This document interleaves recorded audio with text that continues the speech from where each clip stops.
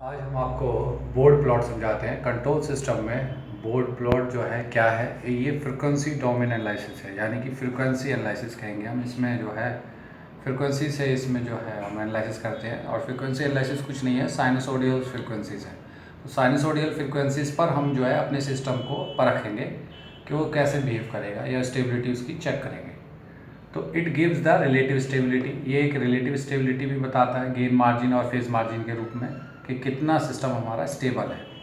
ठीक है, ये इसके अंदर क्या करना है, एक log magnitude versus log frequency graph बनेगा। एक ग्राफ यानी magnitude versus frequency and phase angle versus frequency. और ये लॉग में ग्राफ बनेगा, तो इसलिए सेमी लॉग पेपर का इसमें इस्तेमाल करते हैं। तो सेमी लॉग पेपर इसमें लेंगे। तो अब इसमें लॉगरिथम कैसे लेते हैं, मैग्नीट्यूड अगर हमें मैग्नीट्यूड निकालना है तो 20 log 10 बेस की power 10 and magnitude of J omega, यानी ये ट्रांसफ़र फंक्शन है। उस ट्रांसफ़र फंक्शन में हम क्या कर देंगे, एस की जगह जे ओमेगा रख देंगे। ठीक, इसकी यूनिट डेसिबल होती है डीबी। ये एक एजम्पटॉप्स की तरह ये काम करेगा, एक सीधी लकीरों की तरीके से ये जो है ग्राफ इसमें बनता है। ठीक है, तो इसमें एस जो है जे ओमेगा पुट करना है। तो आइए क्वेश्चन दिया है हमने, इसमें जो है GHS HSS 100 S+1 S+2 ये क्वेश्चन एक दिया है। ठीक है, इसमें यहाँ पर K भी दे सकता है। अगर K दिया होता तो K की वैल्यू हम 1 ले लेते। ठीक है, लेकिन यहाँ K नहीं है। तो यहाँ पूछा गया है gain cross over frequency, face cross over frequency, gain margin, face margin and stability. इसके अंदर ये सारी चीज़ें हमें बतानी है। तो आइए स्टार्ट करते हैं कैसे करेंगे। तो ये क्वेश्चन में पहले हमें स्टैंडर्ड फॉर्म में लाना पड़ेगा। तो स्टैंडर्ड फॉर्म किस तरीके से लाएंगे, देखिए इसमें जो है 1 होना चाहिए, यानी कि यहाँ पर 1, यहाँ पर भी 1। तो यहाँ पर हमने 2 से इसको डिवाइड कर दिया, 2 से उसको डिवाइड किया, तो इसको सिंप्लीफाई किया तो इस तरीके से आए। तो ये हमारी स्टैंडर्ड फॉर्म है। यानी हमको जो है बोर्ड प्लॉट बनाते वक्त में हमें इस फॉर्म में अपनी स्टैंडर्ड फॉर्म में लेकर के आना होगा। तो K कांस्टेंट, उसके बाद 1 + ST1 1 ST2 S की पावर n 1 + STA 1 STB। ठीक है, ये रूट्स पोल के हैं बताता है, सॉरी जीरोस के, ये रूट्स जो है बताता है पोल्स के। ये है ऑरिजिन्स का, ये है K फॉर कांस्टेंट। अब जो क्योंकि हमारा सवाल है, हमारे सवाल में S की पावर यहाँ पर क्या है, 1 है। तो ये टाइप 1, ये एक तरीके से टाइप भी बताता है कि इस ट्रांसफ़र फंक्शन की टाइप क्या है। तो ये टाइप 1 है। इसके नीचे जो रूट्स हैं वो हमारे क्या आ रहे हैं, ऊपर तो जीरोस तो हमारे थे ही नहीं, सवाल में कोई जीरो है नहीं। तो हमारे यहाँ पर सारे पोल्स हैं। तो पोल्स में जो है, जो हमारे TA आ रहा है वो 1 आ रहा है और इधर 0.5 आ रहा है। उसके बाद जो है इससे फ्रिक्वेंसी निकालेंगे तो 1/T वाला फार्मूला लगा करके फ्रिक्वेंसी निकल के आ गई 1 की 1 रेडियन पर सेकंड, 2 रेडियन पर सेकंड। ये कॉर्नर फ्रिक्वेंसीज कहलाती हैं। तो इसकी जो है और इसकी जो फ्रिक्वेंसीज है वो कॉर्नर फ्रिक्वेंसीज है। इसकी कोई फ्रिक्वेंसी नहीं होती है कॉर्नर फ्रिक्वेंसी। तो this is not have any corner frequency, but this type of function have the corner frequencies. ठीक है, तो ये हमने कॉर्नर फ्रिक्वेंसी निकाल दी। तो अब इसमें हमको क्या करना है, कॉर्नर फ्रिक्वेंसी निकालनी है। उसके बाद अब आइए जो है इसके बाद इस क्वेश्चंस में हम लोग क्या करेंगे, जे ओमेगा पुट कर देंगे। हाँ, जहाँ जहाँ एस था वहाँ पर जे ओमेगा रख देंगे। और उसके बाद फिर हम मैग्नीट्यूड निकालेंगे। तो इमेजिनरी पार्ट है, imaginary and real axis and imaginary axis इसके अंदर है। तो इस तरीके से जब हम इसका मैग्नीट्यूड निकालेंगे तो 50, और इसका फिर आपको पता ही है कि रूट रियल का स्क्वायर प्लस इमेजिनरी का स्क्वायर लगाते हैं। तो इस तरीके से इसका जो है मैग्नीट्यूड इस तरीके से निकलेगा, इसका मैग्नीट्यूड इस तरीके से और इसका मैग्नीट्यूड इस तरीके से। ठीक है, उसके बाद हम क्या है, ये क्योंकि हमारा लॉग में ये बन रहा है तो हम इस दोनों तरफ लॉग ले देंगे। तो 20 log जे ओमेगा कर देंगे। तो दोनों तरफ 20 लेंगे तो लॉग वाली जो है फिर फार्मूलेज या थ्योरम्स लगेंगे। तो 20 log 50, ऊपर की जो टर्म्स हैं वो पॉजिटिव शो ऑफ करेंगी और जो नीचे की टर्म्स है वो नेगेटिव्स होगी। तो -20 log omega, -20 log 1 + omega, -20 log 1.5 omega का स्क्वायर। तो ये हमारे जो है निकल के आ गए। तो नीचे के पार्ट माइनस हमें शो ऑफ कर रहे हैं, ऊपर के पार्ट जो है हमें पॉजिटिव शो ऑफ कर रहे हैं। तो इस तरीके से जो है ये हमारी इक्वेशन मैग्नीट्यूड के लिए बन गई। अब ये कांस्टेंट पार्ट हमें बता रहा है, अगर K की वैल्यू अगर नहीं दी होती तो K की वैल्यू हम 1 ले लेते। तो यहाँ पर कांस्टेंट जो है हमारा 50 है, तो 50 के हिसाब से फिर ये हमारा फर्स्ट टाइप का था, टाइप 1 है तो उसकी जो है फार्मूला है। और ये हमारे दोनों जो है कॉर्नर फ्रिक्वेंसीज के हैं। तो ये कॉर्नर फ्रिक्वेंसी और ये कॉर्नर फ्रिक्वेंसीज जो है हमारी काम करेंगी कि जब 1 की वैल्यू अगर जो है डोमिनेट करे, ओमेगा की वैल्यू लो फ्रिक्वेंसीज हो, यानी कम छोटी फ्रिक्वेंसी हो, कॉर्नर फ्रिक्वेंसी से जितनी फ्रिक्वेंसी नीचे लेंगे वो एक तरीके से 1 के कंपेरिजन में लो आएगी। तो जब उसका स्क्वायर करेंगे तो ऑलमोस्ट क्या आ जाएगा, 1 का ही स्क्वायर आ जाएगा, और 1 का स्क्वायर लॉग 1 की वैल्यू क्या होती है, 0। तो लोअर फ्रिक्वेंसीज पर ये क्या वर्क करेगा, एज ए 0। ये भी कैसे करेगा, 0। तो कॉर्नर फ्रिक्वेंसी, इसकी कॉर्नर फ्रिक्वेंसी अभी हमने निकाली थी, क्या थी, 1। इसकी कॉर्नर फ्रिक्वेंसी क्या है, 2। तो यानी 1 तक ये जो है आंसर 0 देता रहेगा, और ये जो है 2 तक जो है आंसर को 0 देगा। तो इस तरीके से हमारी जो है, हमने फिर इसको क्या करना है कि हमने इसमें जो है जब 1 से बड़ी वाली फ्रिक्वेंसी लेंगे तो ये काम करेगा, 2 से ज़्यादा बड़ी फ्रिक्वेंसी करेगा तो ये काम करेगा, और 1 जो है अब छोटा हो जाएगा ओमेगा के आगे, तो हम इस 1 को इग्नोर कर देंगे। तो इस तरीके से फिर हमने इसको इस तरीके से लिख दिया, इसको इस तरीके से लिख दिया। उसके बाद ये वाली जो फॉर्मूला है ये एक जस्ट एक जो है एग्जैक्ट नहीं है, थोड़ा सा इसमें एरर है क्योंकि हमने इसमें इग्नोर किया हुआ है। तो जब हमारी ये फ्रिक्वेंसीज, तो ये वाला सिस्टम तो हमारा काम करेगा हमेशा, लेकिन ये वाली टर्म हमारी जो है कॉर्नर फ्रिक्वेंसी 1 पर क्या देगी, आंसर 0 देगी। 1 पर ये इसका आंसर क्या आ जाएगा, 0। और यहाँ पर 2 जब यहाँ रखेंगे तो फिर ये 1 हो जाएगा, तो इसकी वैल्यू क्या हो जाएगी, 0। तो यानी कि जब 1 फ्रिक्वेंसी या 1 से नीचे हमारी फ्रिक्वेंसी होंगी तो ये टर्म कुछ काम नहीं करेगी। जब 2 या 2 से नीचे जो फ्रिक्वेंसी होगी तो ये वाली टर्म काम नहीं करेगी। तो जब यानी कि ये फ्रिक्वेंसी हमारी कहाँ से कहाँ तक काम करेगी, 1 से 0 से लेके या 1 तक जो है यहाँ तक हमारी ये टर्म काम करेगी। इस कॉर्नर फ्रिक्वेंसी से जो है हमारी उसके बाद ये वाली फ्रिक्वेंसी जब 1 से बढ़ाएंगे, हम फ्रिक्वेंसी 1 से ज़्यादा बढ़ाएंगे तो ये वाली टर्म काम करना स्टार्ट कर देगी। तो 1 से ज़्यादा फ्रिक्वेंसी पर ये तीनों काम करेंगी, और 2 तक जो है हम लोगों की 2 तक ये वाली टर्म्स, हमारी तीनों टर्म्स काम करेंगी। ये वाली क्या होगी, आंसर 0 ही देगी। 2 से बड़ी जब फ्रिक्वेंसी आप रखोगे इन ओमेगा की वैल्यू में तो ये भी काम करेगी, ये और ये भी काम करेगी, फिर सारे ही काम करेंगी। तो इस तरीके से ये कॉर्नर फ्रिक्वेंसी हमें हेल्प करती है कि कौन सी टर्म्स उस फ्रिक्वेंसी के आगे काम करेगी, उस फ्रिक्वेंसी से आगे काम करेगी। तो इस तरीके से अब हम इस फार्मूले को जो है ये अभी रखेंगे, यूज़ करेंगे। उसके बाद फिर इसके बाद हमें एंगल, इसका ही एंगल भी निकालना है। ये वाली जो टर्म्स है जो हमारा है इसमें जे ओमेगा के हुए एंगल निकाल लेंगे। तो एंगल निकालने का फार्मूला, कांस्टेंट का एंगल कैसे निकलता है, tan इनवर्स एक imaginary part divided by real part. तो यहाँ का जो है इमेजिनरी पार्ट क्या है, 0। तो इसका आंसर इसलिए कांस्टेंट का क्या आएगा, 0। माइनस इसलिए क्योंकि नीचे की टर्म्स है, नीचे की जितनी भी टर्म्स आएंगी माइनस आएगा, और ऊपर की टर्म्स होती तो प्लस का आता। तो minus tan inverse, imaginary part इसका कितना है, ओमेगा, रियल पार्ट इसमें है ही नहीं तो 0। ऐसे ही इसके बाद ये वाली टर्म ऐसे रखेंगे तो इसकी वैल्यू फिर क्या हो गई, इन्फिनिटी, इसकी वैल्यू ओमेगा, इसकी वैल्यू, तो इन्फिनिटी की वैल्यू क्या होती है, -90, minus tan inverse omega, minus tan inverse -0.5। तो ये हमारी एंगल का जो है फार्मूला बन गया, ये हमारा मैग्नीट्यूड का फार्मूला बन गया। और अब हम ओमेगा को वेरी कराते हुए दोनों जो है वैल्यूज हम फाइंड आउट करेंगे कि मैग्नीट्यूड में क्या क्या असर आ रहा है और एंगल में क्या क्या असर आ रहा है जब हम ओमेगा की वैल्यू बढ़ाते हैं। तो अब आइए देखिए, ये एक टेबल बनाएंगे। अब इस टेबल में हम ओमेगा की वैल्यू, रेडियन पर सेकंड, ओमेगा की वैल्यू जो है 0.1 से स्टार्ट करेंगे, और 0.1 से लेकर के जो है थोड़ा थोड़ा नज़दीक पॉइंट्स भी ले भी सकते हैं, और नहीं भी लेंगे तो कोई इसमें एरर भी नहीं है। 0.1 से लेके हम अपना कॉर्नर फ्रिक्वेंसी हमें जरूर रखनी है। जो कॉर्नर फ्रिक्वेंसी अभी हमारी एक क्या आई थी, 1 आई थी, दूसरी कॉर्नर फ्रिक्वेंसी 4 आई, और जो लास्ट कॉर्नर फ्रिक्वेंसी होती है हमें उससे ज़्यादा जाना होता है। तो यानी कि हम उससे जो है ज़्यादा, कितना भी ज़्यादा जा सकते हैं, 20 तक जा सकते हैं, 50 तक जा सकते हैं, 100 तक जा सकते हैं, कितना भी, इससे बस ज़्यादा फ्रिक्वेंसी लेनी है आपको। और तो इस तरीके से हम लोग इसको एनालाइज, तो 0.1 पर हमने यहाँ पर वैल्यू रखनी शुरू करी एंगल के केस में, 0.1 यहाँ रखना शुरू किया तो हमें ये एंगल मिल गया। कैलकुलेटर की मदद से आपको ये बता देंगे। इस तरीके से ये सारे पॉइंट्स पर हम अपने जो है एंगलों को फाइंड आउट कर लेंगे with the help of calculator. अब आ जाइए उसके बाद मैग्नीट्यूड के केस में भाई ये देखिए, ओमेगा की वैल्यू जो 0.1 रखेंगे तो 0.1 देखिए यहाँ पर जो है ये तो जो है कांस्टेंट है, यहाँ पर 0.1 आएगा, और ये वाली वैल्यू और ये वाली वैल्यू क्या होंगी, 0 होंगी, क्योंकि ये कॉर्नर फ्रिक्वेंसी से 1 है इसका कॉर्नर फ्रिक्वेंसी, इस पर ये, इससे नीचे वाली फ्रिक्वेंसी इस पर ये काम नहीं करेगा, इस पर भी नहीं काम। तो इसकी वैल्यू क्या आ जाएगी, 54।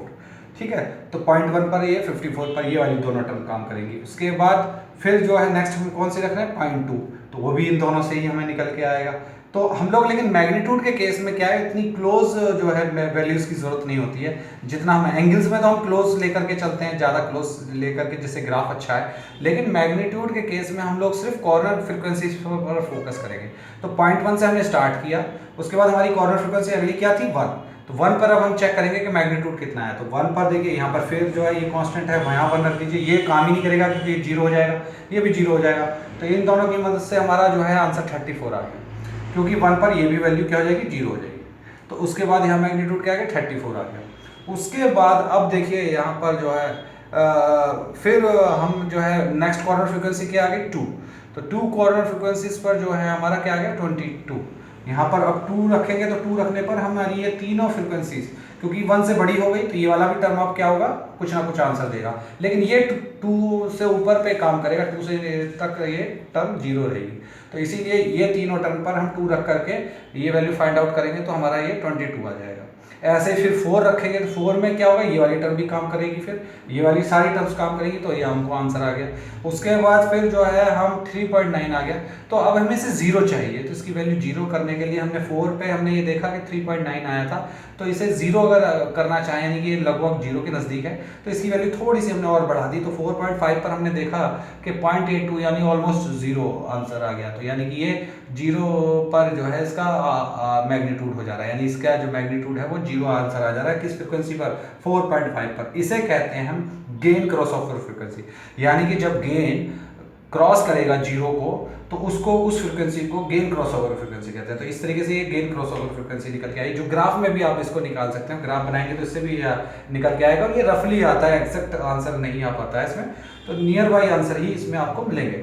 उसके बाद अब देखिए इधर हम जो जब एंगल बना रहे थे तो एंगल की वैल्यू देखिए आती जा रही थी, तो 179.5 हम आए और फिर उसके बाद 183 यानी 161 से 183 के बीच में, यानी जब माइनस का 180 डिग्री जो है हमको रेफरेंस चाहिए, तो -180 डिग्री जिस फ्रिक्वेंसी पर आ जाए, तो 1.4 पर हमने देखा कि 1 और 1.5 के बीच में यानी कि कोई फ्रिक्वेंसी आ रही है जो कि 180 डिग्री पर आ रहा है, तो 1.4 पर हमको 180 डिग्री मिल रहा है। ये देखिए हिट एंड ट्रायल मेथड है, यानी कि हम 161 और 183 के बीच में 180 डिग्री है, तो यानी कि इस और इसके बीच में ही कोई ना कोई फ्रिक्वेंसी हमारी आएगी जो 180 डिग्री हमको जो है एंगल दे देगी। तो ये वो फ्रिक्वेंसी कहलाती है जब हमारा जो है फेज एंगल क्या हो जाता है -180 डिग्री हो जाता है, तो उस फ्रिक्वेंसी को कहते हैं फेज क्रॉस ओवर फ्रिक्वेंसी। यानी कि जब 180 डिग्री के को क्रॉस करेगी जो फ्रिक्वेंसी, उसे फेज क्रॉस ओवर फ्रिक्वेंसी कहते हैं।